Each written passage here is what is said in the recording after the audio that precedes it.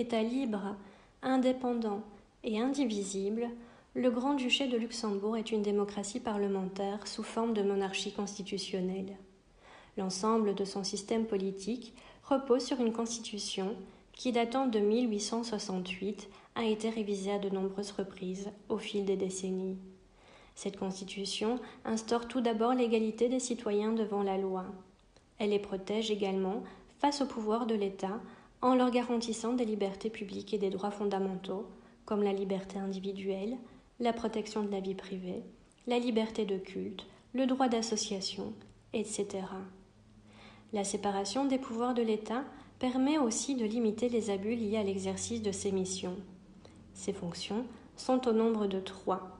Le pouvoir législatif dispose du pouvoir de discuter et voter les lois. Le pouvoir exécutif a pour but de mettre en œuvre les lois. Enfin, le pouvoir judiciaire a pour mission d'interpréter la loi et de trancher les litiges. L'État possède en outre le monopole de la force et celui de lever les impôts. Au Luxembourg, le pouvoir législatif est exercé par la Chambre des députés qui représente le pays. Elle est élue tous les 5 ans au suffrage universel. Les 60 députés ont pour mission de voter les lois.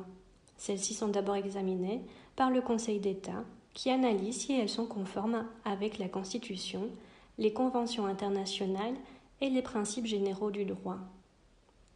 En tant que chef de l'État, le grand-duc est détenteur du pouvoir exécutif. Dans la pratique, il délègue ce pouvoir au gouvernement.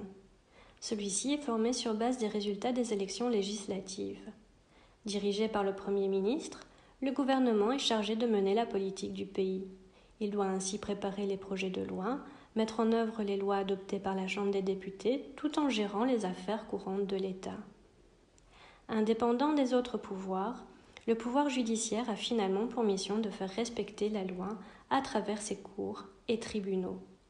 En plus d'une cour constitutionnelle qui statue sur la conformité des lois avec la Constitution, il existe 2 ordres de juridiction.